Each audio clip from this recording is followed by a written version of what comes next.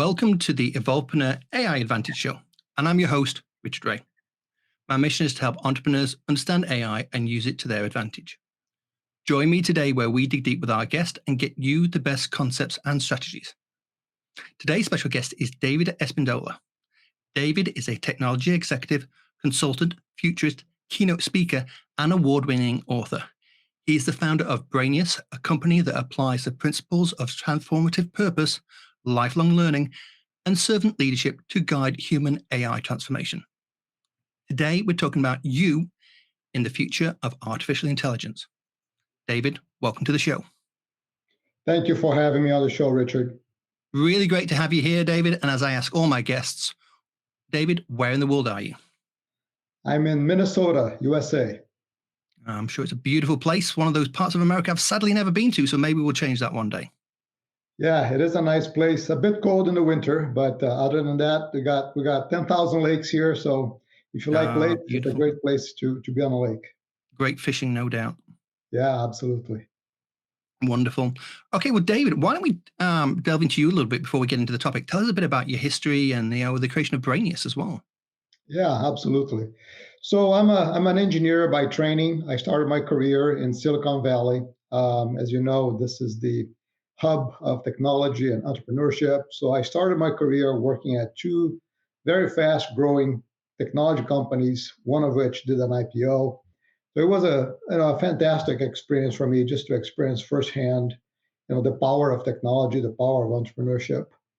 And then after that, I decided to go work for a large software company. I worked at Oracle for 10 years. I was in the consulting business there. And I worked with a lot of CIOs, and I decided then to pursue a CIO career. So I became the CIO of a software company in Chicago. And for the last several years, I started Brainius. And basically, we are a education and media consulting and emerging technologies company. So it's all around technology. I do some education programs. I do some consulting activities as well. And I have launched a few byproduct companies and products as part of this venture. Fantastic. It sounds very interesting. I mean, you've got that beautiful interaction of education and media and now mixing that together with AI. How do you go about that? Yeah, so one of the things that I did is in the last 3 years, I wrote 2 books, which is part of my media business. So the first book was all about, it's called The Exponential Era. And it's all about these very fast growing platforms that have surged in the last several years and how they are converging and creating these incredible changes to business, to society, to our lives in general. And then in that book, I offer a methodology for companies to deal with this fast change. And then out of that book, there was one platform that really caught my attention. This was, 2 years ago. So I decided to write a book specifically about AI. So AI was that platform that I thought this thing is really going to bring incredible changes to our lives. And so I started writing the book, and in May of last year, I published it. It's called Soulful: You in the Future of Artificial Intelligence. And in that book, I talk about a number of topics, including, a little bit of the history, how AI evolved, how we got to where we are today. And then I talk about some of the ethical challenges that we have with AI, but also some of the opportunities that we have to collaborate with these intelligent machines, some of the skills that we need to develop. I talk about where I see the future in terms of work and society. And I tend to paint a more optimistic view of the future, even though I recognize some of the challenges that we have in getting there. So that's sort of where I started. And in the last several months, I've created a number of partnerships. One of the partnerships that I have is with the University of Minnesota. And we are putting together to help upskill the workforce of local companies here in AI. So we're developing these curriculums that we're going to be teaching these classes here pretty soon. And how do you deal with the general kind of feeling that a lot of people have which is, oh, AI is going to take my job. That seems to be the line that gets quoted so many times. It's not something I believe in, by the way, not at all. But how do you address the fear that people raise around this? Yeah, it's amazing how often that comes up, right? Every talk that I give, that seems to be a common question that comes up. So the way I look at it is I think all tasks that are algorithmic in nature, and by that I mean any task that you can do by just following a set of instructions, right? Those types of tasks will be exposed to automation. But on the other hand, I think we're going to see human capabilities that will play a significant part in working with AI to create extraordinary opportunities for everyone. So the nature of work, I think, will change. It will continuously change. It is possible that AI is going to bring a lot more efficiency to workers. So, if you assume demand stays the same and everybody's more efficient because of AI, it is possible that we'll have less demand for some types of work. On the other hand, I think we're going to see other jobs that will surface that we can't even think about what they are. A great example is, prompt engineer, right, which is Yes. a new function that came up in the last year or so that we didn't know this was a job, right? And now it's a job that is in very high demand and pays quite well. Yeah, this is very interesting. I mean, when I was a child, I remember my parents being told Richard will end up doing jobs that don't even exist now. And I was told the same about my son, nearly 2 decades ago. And I think that bears out for everything to do with AI. Yeah. What sort of roles have you seen people taking on that have surprised you with regards to AI? So I think AI is being deployed in many different ways. Some are some of the things that are not necessarily new. That for those of us that have been in the technology industry, AI has been around for quite some time, right? Predictive analytics. I've worked with predictive analytics for many years. Forecasting and automation in general. RPA. These types of things have been around for quite some time, but the change happened when ChatGPT came along, right? So ChatGPT was sort of that transition point where AI used to be something that was talked about primarily within technology organizations and maybe in academia. And now it's everybody is familiar with AI, or everybody knows, at least knows about AI. And now we have all these free tools, right? ChatGPT being one of them, but there are several others out there that are flourishing, becoming ever more powerful. And people are using these technologies to do a number of interesting things. I think the more known ones are using these AI capabilities to create content. And that content could be text, where you want to send out an email and you don't know exactly how to put that email together. You prompt your AI system and it will put together a beautiful email for you to send. Images, right? So I think this digital art possibility now is just amazing. The kinds of things that you can do with AI, and now we're starting to see other things like videos. You can create a whole movie now with AI. So, I think for people that are creative, I think there's a lot of fear back to, is AI going to take my job? If you are a creative, you may be afraid that AI is going to take your job. But the reality is that, this is just a tool, just like any other tool, that if you're a creative person, you can really leverage this tool to create things that you wouldn't be able to do just a few years ago. So I think there's lots of new creative ways to use this technology. And I think we're going to continue to see just things that are going to be amazing to all of us. Interesting. So tell me, you mentioned that, that you work in the education space earlier on and, trying to help in that area.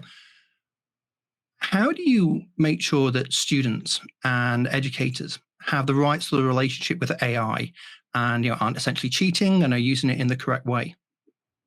Yeah, I mean, that's a great question, right? So when ChatGPT first came out, I think there was um, a reaction, an initial reaction, where a lot of teachers were afraid of this technology. In fact, here in the U.S., one of the school districts in New York prohibited ChatGPT in the school system.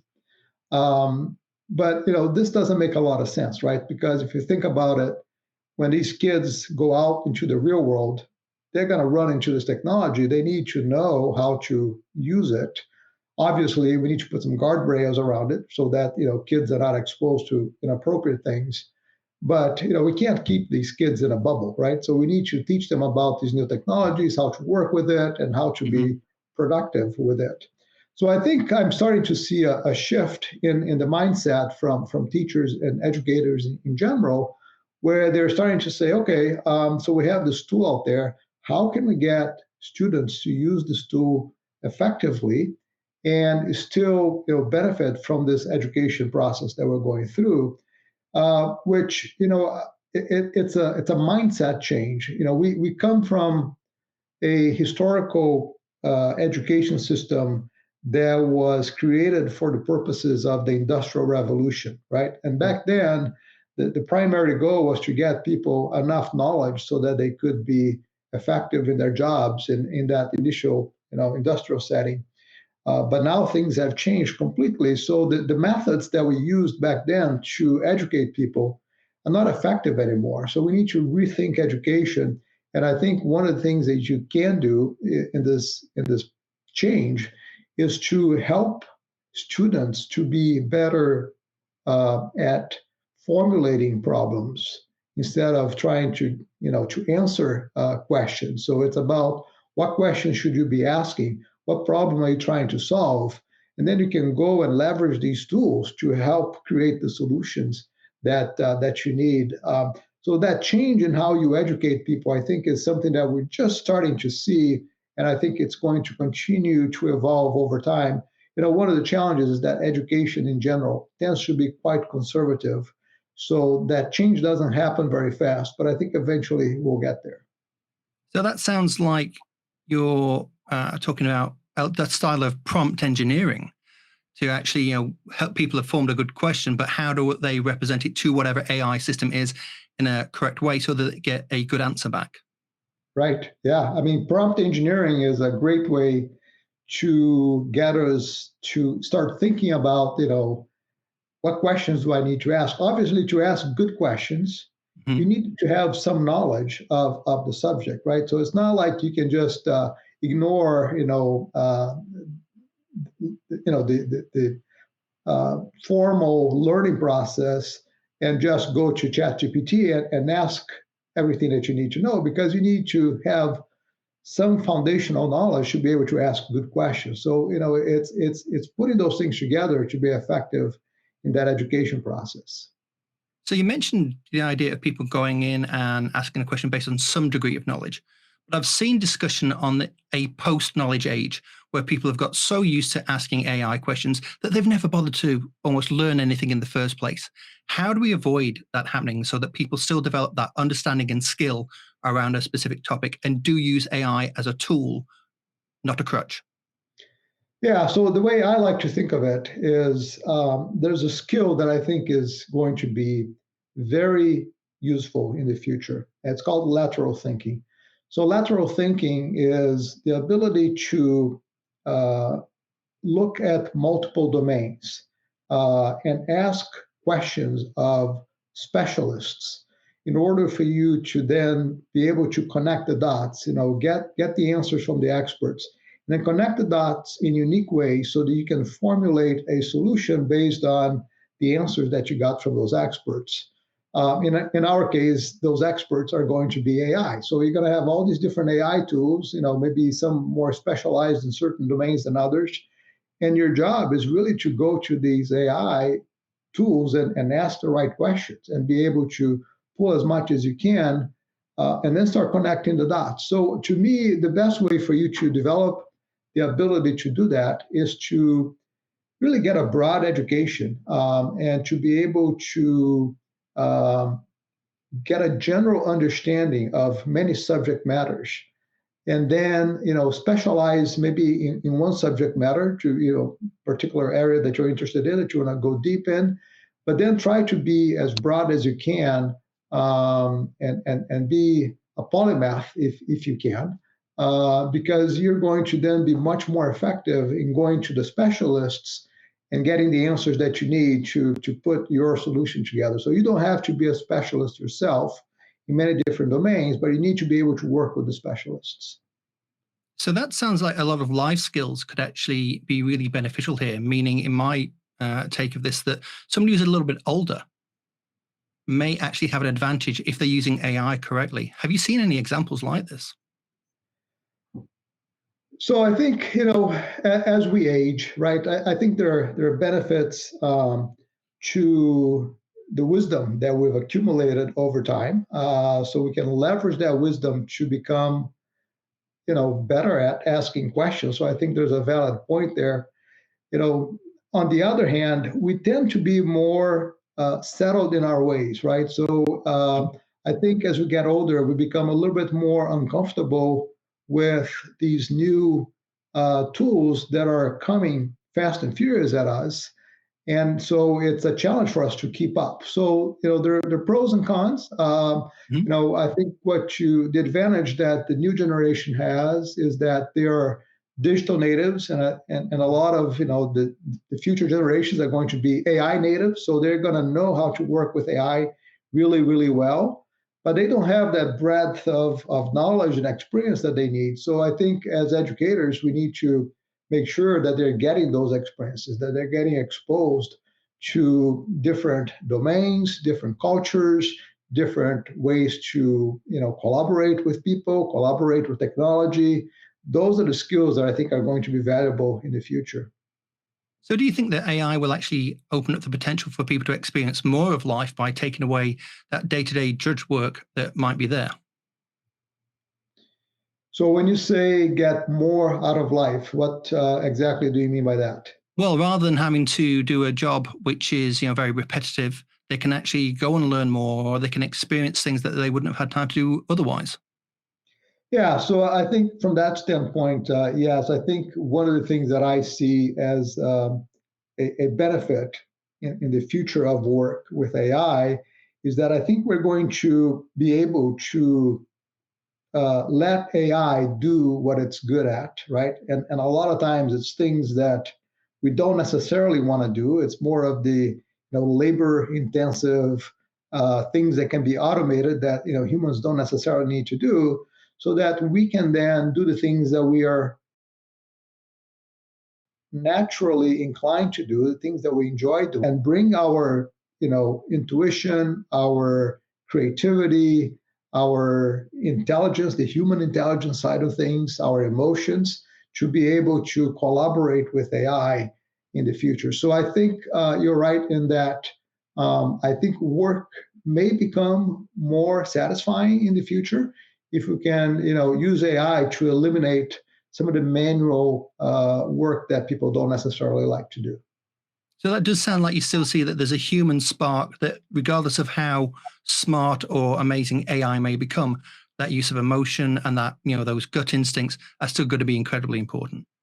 Yeah, I believe so. I think things like empathy, I think, will become increasingly more important in any work that we do. Empathy for our customers, empathy for our coworkers, empathy for people in general. And it's interesting because when I talk about empathy, I always think of Microsoft because Satya Nadella did such a tremendous job there in changing that culture. Right, Microsoft back in the early 2000s, a lot of us in the tech community thought that Microsoft was done. And when Satya Nadella came on board, one of the first things that he did was work on the culture at Microsoft, and he really emphasized, the need for people to have empathy, and he attributes that to the current success of Microsoft, which once again is one of the most influential tech companies in the world. So I think he was right on. I really have a great appreciation for the work that he did And I think empathy will continue to be a unique human ability that's going to be very important in the future. I personally experienced that Microsoft culture in exactly the time period you're talking about, because I was working there at the time. Okay. And it's quite amazing to see how Microsoft has reinvented itself over Yeah. recent years. It's been absolutely Right. astonishing, particularly around AI. Do you see Microsoft as the kingmaker now? Because obviously they've got a real kind of large in OpenAI, but they're also not short of other interests in AI. They seem to be the company that is really grabbing it and running with it. There was announcements just recently about AI computers, the latest Surface laptops, etc., which seems very interesting. Copilot, all these sorts of things. They really seem to be grabbing it and running with it. What's your take there? Yeah, it's certainly very interesting how Microsoft has reinvented itself and has been able to move from this Windows-centric world to a much broader perspective, right, in the world. And I think the job that they've been doing has been just tremendous. So I do see Microsoft, of course, we can't predict the future, right? No. But if they continue going down the path that they've been going for the last few years, I think they will be a dominant player in the field of AI for sure. At least one of them, right? I think there are One of them, several yeah. others. There's Google, there's Amazon, and others that are also going to be very influential. And I think these large companies will tend to do the things that require large investments, large amounts of capital, right? To be able to run these really complex models that requires a ton of parameters and a ton of data. But I think there will also be opportunities for the smaller companies that will be able to use that entrepreneurial creativity to develop applications, to leverage some of these models in ways that are beneficial to that particular market segment that they're going after, where the big guys may not necessarily play in those particular arenas. So do you see AI as a tool for the solopreneur or the small company to be able to compete against the larger ones? Oh yeah, absolutely. So I do believe AI is going to level the playing field in many ways, making smaller companies much more productive and capable. So I wouldn't be surprised to see a small company with less than 50 employees having a billion plus revenues. It's not out of the ordinary to just because of the power of AI. I think we're going to see the definition of a small company changing quite a bit. I think the power of AI is going to allow outfits with fewer employees to compete with some of the larger companies. Following that track and going back to some of the earlier topics we discussed, can you give me an example, and you don't have to name names, obviously, of a company or an individual that's had that real light bulb moment when you've worked with them or talked to them and has really grasped AI and run with it? Boy, so I can give you a few examples of the ones that I have had personal experience with. Sure. There's a large company here in town that has been very effective in getting ready for AI. So when we talk about, especially with large enterprises, everybody is under pressure to do something with AI. The boards are talking about AI. It's the CEOs, zeitgeist. Yeah. yeah. So, but it's not something that happens overnight, right? So you really need to get your foundation in place if you really want to get the most benefit from AI. So this particular company has spent the last 2 years getting ready for this. And what they've done is they have moved most of their legacy applications to the cloud. They have, cataloged their data. They've cleansed their data. So now they're in a much better position to leverage these AI tools to, get the insights that are going to help them run their business much more effectively. So, when I talk to executives about, what should they be doing in terms of AI, I make a few recommendations. So one of my top recommendation is make sure you have your foundation ready, right? Get your data ready, get your applications ready, move as much as you can to the cloud, and so on. And the other thing is, get your workforce educated. Make sure that you have the resources that are skilled and knowledgeable about data science, about AI, so you can start doing some experiments. Then take some of these tools that are coming out and start putting together small pilots just to test and see how it works and see how the organization is learning in this whole process. So this whole concept of the learning organization, I think, is going to be fundamental for companies that want to be successful in the future. That is very interesting. It sounds like there's certainly a degree of work to communicate with employees, to make them aware of AI, to make them not afraid of it, and to make them, part of the equation. Yeah, absolutely. So I see this as a huge change management challenge. I've spent a lot of my career working with change management, from a tech perspective. And, change management is an art, it's a science.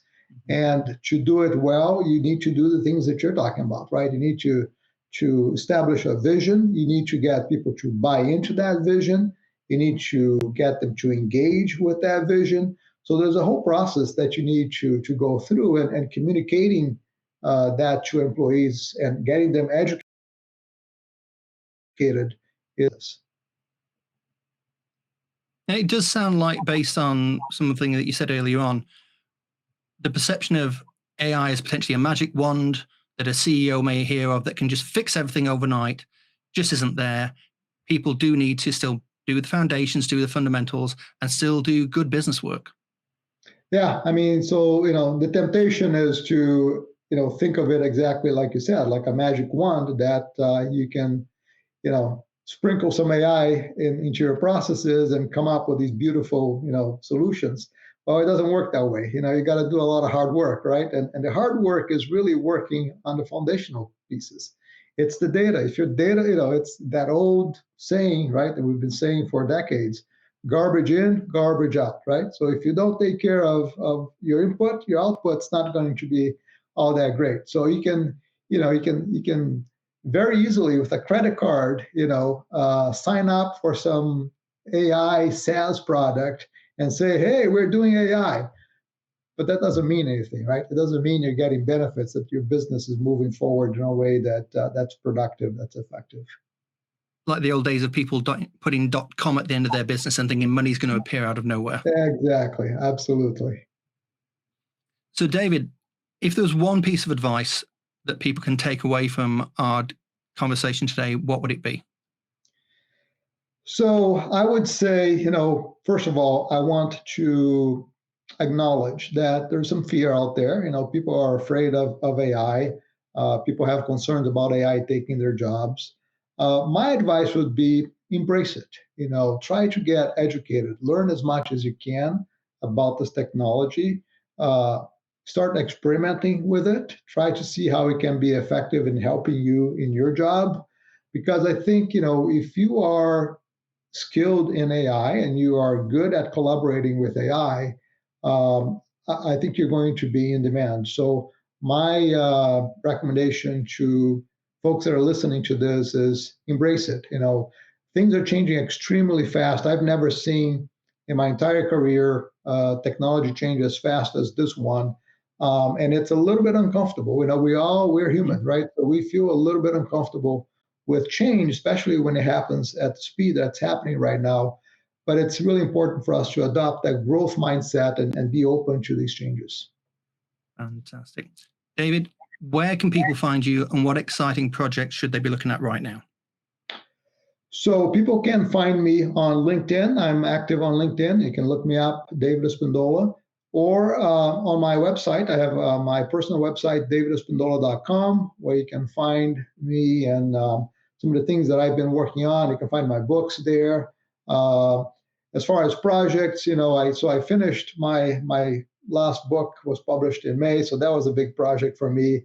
I am currently working on these education projects that I mentioned, in partnership with the University of Minnesota. I also have a group of really fantastic, very competent consultants that are very knowledgeable of AI, and we have a team that, if anyone is looking for help in how to get started with AI and how to implement AI or how to assess AI tools, we have a fantastic team that can help with that. Sounds right. Well, David, that's been an absolutely fascinating conversation. I think it could have gone on for hours, but we do have to call it to a close today. So thank you for your time. Thank you, Richard. It's been a pleasure talking with you. Well, that's a wrap on another awesome guest episode for the Evolvepreneur AI Advantage show. Just before you go, if you like this episode, we would be very grateful for a 5-star review. Please also consider recommending the show to a friend or two. Make sure you subscribe for future episodes at aiadvantage.show right now. Until next time, I'm Richard Wray, and if you're an entrepreneur, get the AI advantage today.